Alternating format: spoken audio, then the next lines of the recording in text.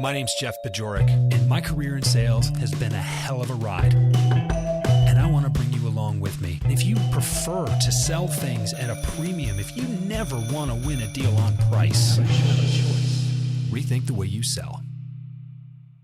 Welcome back to the show. My name's Jeff Bajorek. I'm your host, and I'm here to help you rethink the way you sell. Today, I'm going to share my origin story. And, this is something I've been asked. Probably a third of the podcasts that I've been a guest on have asked me, well, tell us how you got started in sales. And I thought that this was something that was boring. I thought it was a story that I have told before. Look, it hasn't really changed. That was a long time ago, right? There's not a whole lot that I can go back and do over. So I would have considered this to be kind of old news. But, it turns out not everybody listens to every podcast. Duh. And also it's something that people keep coming back to because I think there's some interest there. There's some intrigue there. There is a lot to be said about where you come from and what that means going forward. So I want to get into this today for myself. And what you're going to hear with most of the interviews going forward is a similar format. It's something I use to get the conversation started, and then we take it from there. And I'm so proud of the work that I've put together for this show. I'm really excited to share these interviews with you. And as the season progresses, you're going to hear more and more nuance for what it means to rethink the way you sell, and certainly what it means to sell like you. So I got into sales reluctantly. And, there weren't a lot of salespeople in my family. Salespeople weren't very highly thought of. And so when I put in my notice at the hospital after I got out of college, I put my notice in that I was leaving. And, there was a woman who sat next to me. Her name was Rose Snyder. And I'm forever grateful to her for suggesting that I get a job in sales. She says, "What are you going to do?" I said, "I don't know. I'll go find another job. I just know that I need to leave this one. And it's not worth taking the time here to get into this, but I gave 2.5 months notice instead of 2 weeks notice because I had some responsibilities to fulfill with my new gig. I had to present a letter of resignation so they could hire for my replacement in the fall when I left, but I had no reason to leave right away, which meant I had no reason to go find a new job right away. And she suggested I get into sales, and I said, "No, I don't think so. I don't, I know we've been working together for the last couple of years, but come on, really, Rose?" And she said, "Look, what else are you going to do? What do you have to lose? I got you the interview. It's a product we use here. It's a product we believe in. It's a great brand. You'll be great at it. I told this guy you'd be great at it. Would you just dust off your resume and send him a copy?" How do you argue with that, right? So I took the interview, and throughout the process, we moved very, very slowly. It was a weekday in August. I remember I got not an email, I got a phone call, and it was a job offer. And I talked to my hiring manager at the time, and I said, "Ken," that was his name. I said, "Ken, I don't know why you're offering me this job." Right? Here was this position that I had pursued. I was interested in it. I was intrigued by it, but I don't know. Are you sure you want to hire me? You want to take a risk on me? And I said, "I don't know anything about selling. I don't know anything about business. I just know what I've been trained to do." And Ken said, "You're exactly right. But let me tell you something. I know this about you. You're a good person. You're a hard worker. You speak the language. And I talked to all of the physicians that you're working with right now who would be your customers if you took this job, and they all told me to hire you. I can teach you the rest." I said, "Well, wow. Okay, when you put it that way, okay." And so on we went. And, I've never told this to Ken. If he's listening right now, he's hearing this for the first time. But I said to myself, look, if I hate this after a year, I know I'm good at what I do. I'll go back and work in the hospital. I'll go back and working in outpatient physical therapy and athletic medicine. I'm good at that. I have fun with it. And that's what I went to school to do. And so I tried it. I stepped out. I took the risk. And it didn't work out the way that I thought it would. That first year was really tough. And I remember talking to Ken with terribly unreasonable expectations. And sitting down at a meeting with him, he said, "Jeff, how are you doing? How are things going?" I was about 6 months into my position. And I said, "I am struggling. I don't know why I can't get this. I'm really frustrated." And he says, "Jeff, it's only been 6 months." I said, "Yeah, it's been 6 months. Why don't I have a better handle on this?" And he said, "Okay, how long did it take you to get your degree?" I said, 4 years. He said, "Okay. And then you got out into the workplace, and then how much more did you learn?" I said, oh, I mean, I learned something new every day. And, being in it 3 years plus after that, there's always more to learn. He said, okay, how well would you say you have it mastered? I said, I don't know that I'm a master yet. He says, exactly. 7 years in your chosen field, putting all that effort into it, and you're not mastering it. You're in sales 6 months, and you think you're supposed to have it knocked. And at that point, I felt a little ashamed. I felt like I may have offended him, although he wasn't offended. But that was exactly the point. I realized what I was saying out loud, this is not something you can master right away. So get your expectations in check. It was a very important lesson, and it's one I wanted to make sure that I added to this story. But we continued to press on. I left that meeting energized. I was ready to go back out and get it, and then get hit in the face again with just frustration. And I told myself if I made it a year and I didn't like it, I would go back and I would do something else. And I came close. It was 10 and a half, 11 months. And I was really frustrated. I just didn't see a light at the end of the tunnel. I wasn't able to get the mentorship that I thought I was going to get. It was nobody's fault. Situations were what they were. And there's some things that are just out of your control that happened. And this was 18 years ago, right? And someone joined our organization. And I'm not allowed to mention his name because it's a running joke that he and I have, but he who shall not be named joined our organization.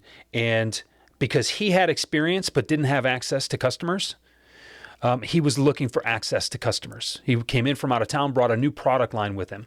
And I had access to customers but really didn't know how to sell. And between he and I, that looked like a winning combination. So we spent a lot of time working together.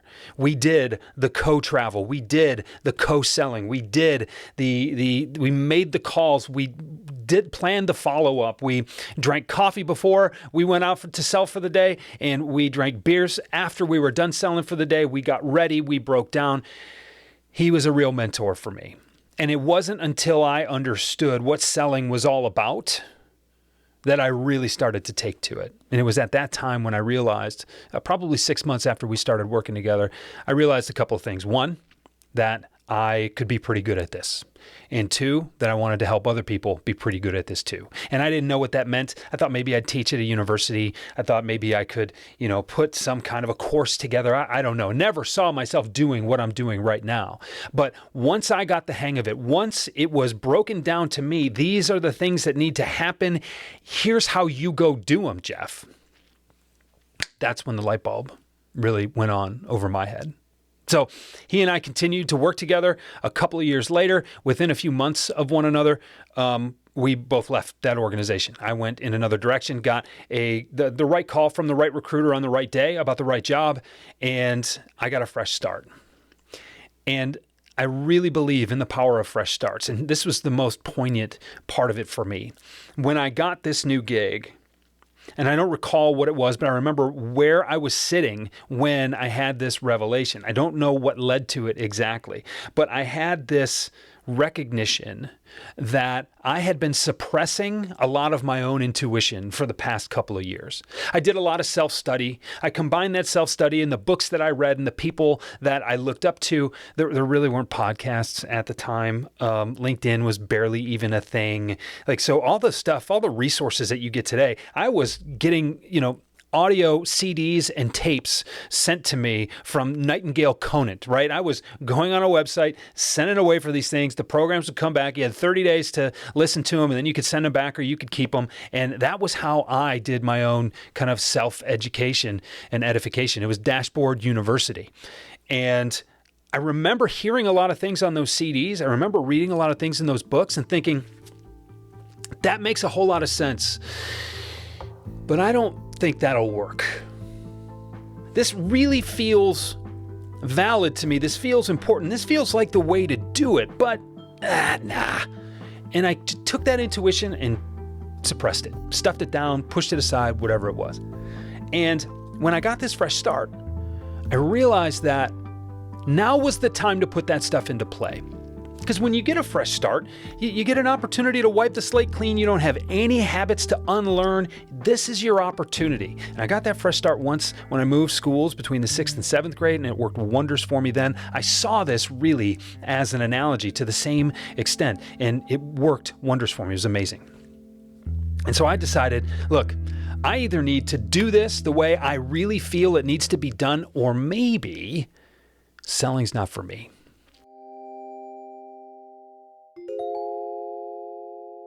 So what does it mean to sell like you? Well, in short, it means more pipeline. It means bigger deals that close faster and more often. It means more customer loyalty, so there's less churn. And it means a culture on your team where winning is expected and everyone's having fun. Now, if this sounds like something your team needs, go to jeffbajorek.com/services and find out how I use this approach to help teams like yours create world-class results. Now, back to the show.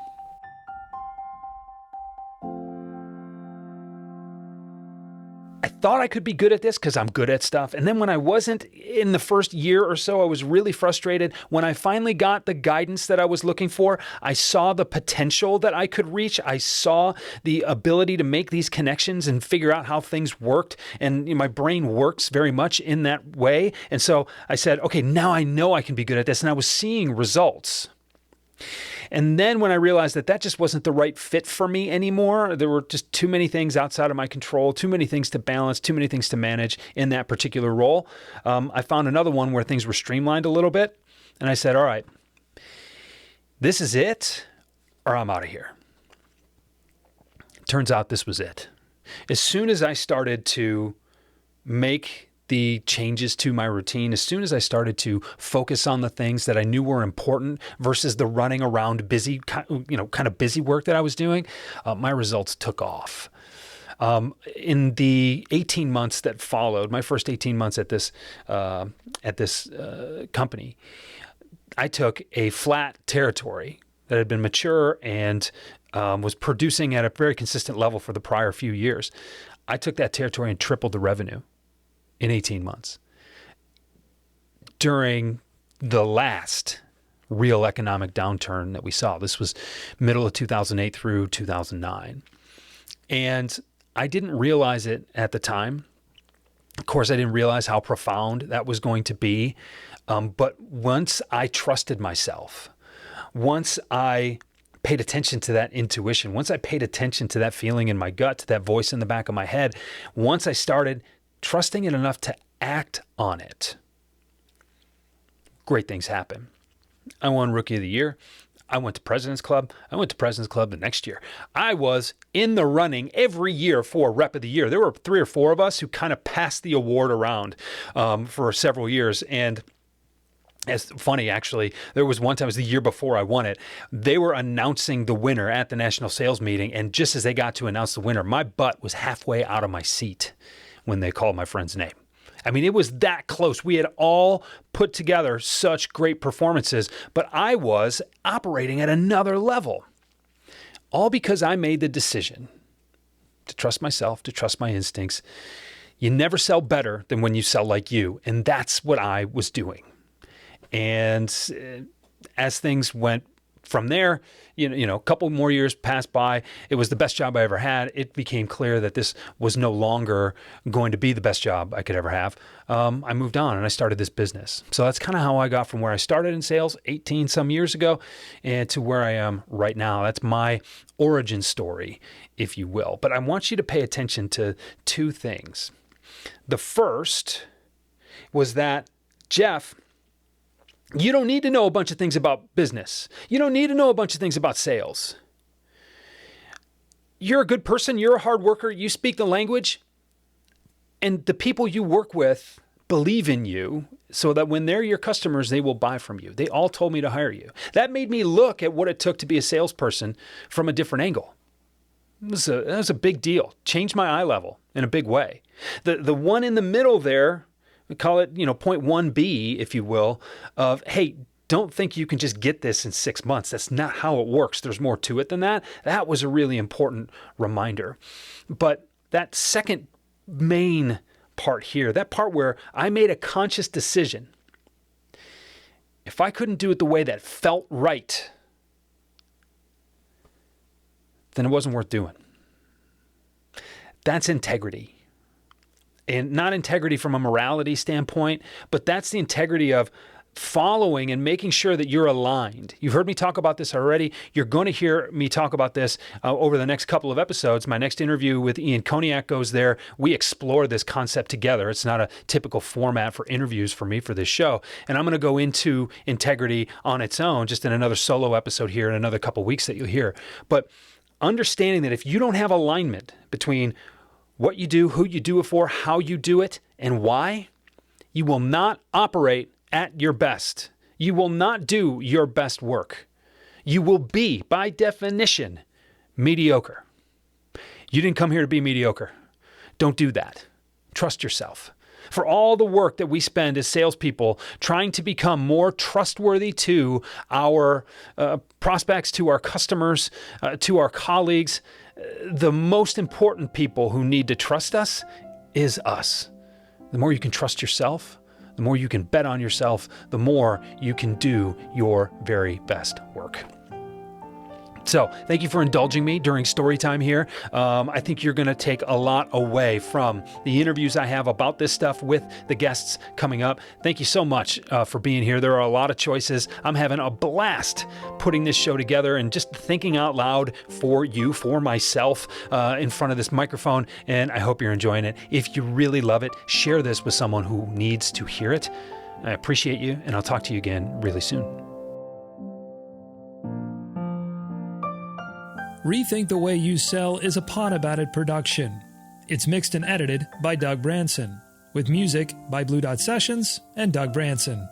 This podcast is masterminded by Jeff Bajorek.